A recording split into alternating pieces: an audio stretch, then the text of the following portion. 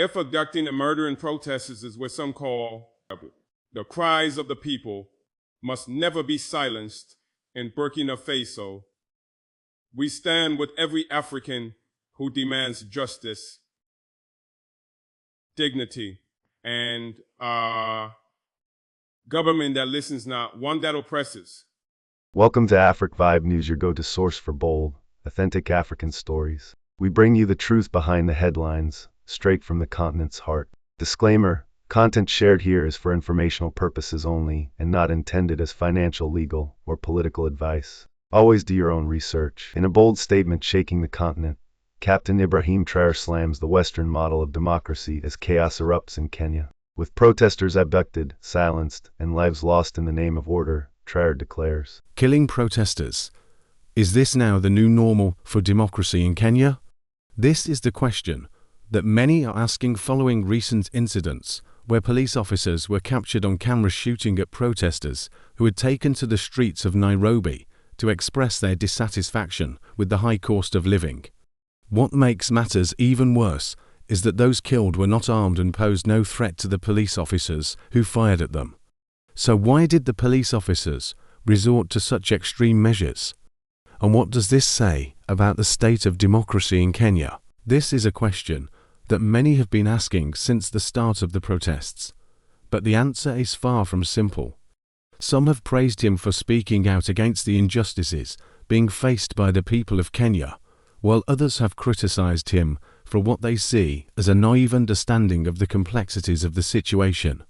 Well, in a recent interview with the media, Traoré made some rather controversial statements about the situation in Kenya. In fact, he has been a vocal critic of what he sees as a trend towards authoritarianism in Africa. He has previously called for greater citizen participation in politics and for leaders to be held accountable to the people they are supposed to be serving. Some have praised him for speaking out against the injustices being faced by the people of Kenya. Some have argued that this is a necessary step to ensure that justice is done for the victims and their families, and that those responsible are held accountable. Others have criticized Traoré for what they see as an infringement on the sovereignty of Kenya and a failure to understand the complexities of the situation on the ground. They argue that the Kenyan government is capable of investigating the killings and that outside interference would only serve to exacerbate the situation. Well, his comments highlight the growing concern about the state of democracy in the country and the protection of human rights. Despite the outcry over the situation in Kenya, it remains to be seen whether any meaningful action will be taken to hold the government accountable and protect the rights of its citizens. Traoré's comments serve as a reminder of the need for greater citizen engagement and activism in the pursuit of democracy and human rights. Do you agree or disagree with his assessment of the situation in Kenya? Let me know in the comments section below. And if you want to learn more about Ibrahim Traoré and his rise to power, be sure to check out our previous video on him.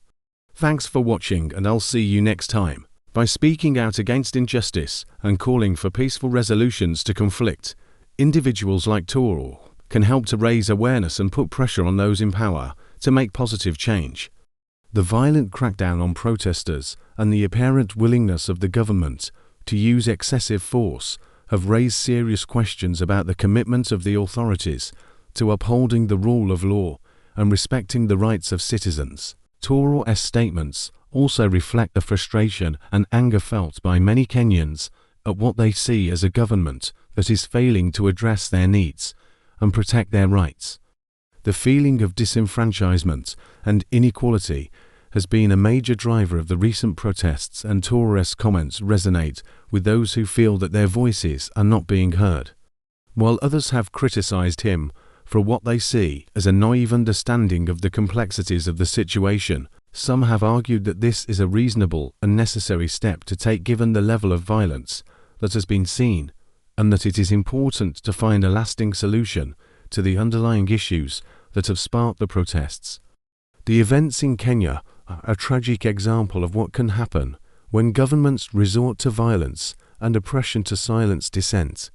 Traoré's statements reflect the courage and conviction of those who stand up against injustice and tyranny, even in the face of great personal risk. It is through the bravery of individuals like Traoré that we can hope to see positive change and the restoration of democracy and human rights in Kenya and beyond. He remains a vocal critic of the government's handling of the protests and has called for a peaceful resolution to the crisis. Others have criticized Traoré for being naive about the willingness of the government to engage in meaningful dialogue and have accused him of not fully understanding the power dynamics at play. They argue that the government is unlikely to engage in good faith negotiations and that the protesters are at a significant disadvantage. He suggested that the killing of protesters was not an acceptable way to maintain order and security in the country. Instead, he called for a dialogue between the government and the protesters to find a peaceful solution to the crisis. He also urged the international community to put pressure on the Kenyan government to respect the rights of its citizens and to investigate the killings that have taken place during the protests. It's a complex issue that involves a number of factors, including the role of the police force in society, the government's response to public dissent, and the broader political context in which these protests are taking place. But amidst all this chaos, one man has dared to speak out against the killings of unarmed civilians by the police force. His name is Ibrahim Traoré, the military leader of Burkina Faso. The protests that have been taking place in Kenya are some of the largest and most sustained in the country's history. They have been sparked by a variety of factors, including rising living costs, corruption, and a feeling of disenfranchisement among many Kenyans. The government has responded to these protests with a violent crackdown that has resulted in a significant loss of life. This has raised serious concerns about the state of democracy in the country and about the commitment of the government to upholding the rights of its citizens. He recently shocked the world with a statement that has left many wondering whether he supports the killings or not. In this video, we'll be taking a deep look into what he said and why his words have caused such a stir.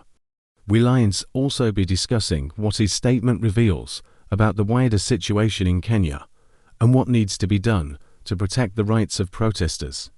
So make sure to watch this video until the end to find out more. Before we get started, be sure to hit that like button and subscribe for more updates.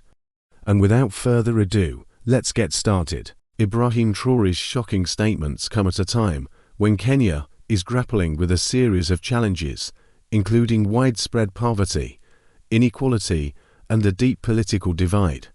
The country has seen a surge in protests in recent months as citizens become increasingly frustrated with the government's inability to address these issues. However, the government has responded to these protests with a heavy-handed crackdown that has resulted in the deaths of dozens of civilians. This has raised serious concerns about the state of democracy in Kenya and the protection of human rights.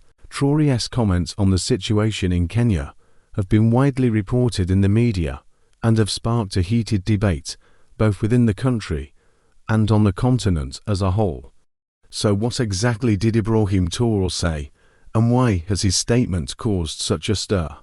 It is important to note that this is not the first time that Traoré has spoken out on issues of governance and democracy. However, his latest comments on Kenya have been particularly controversial given the sensitive nature of the situation in the country.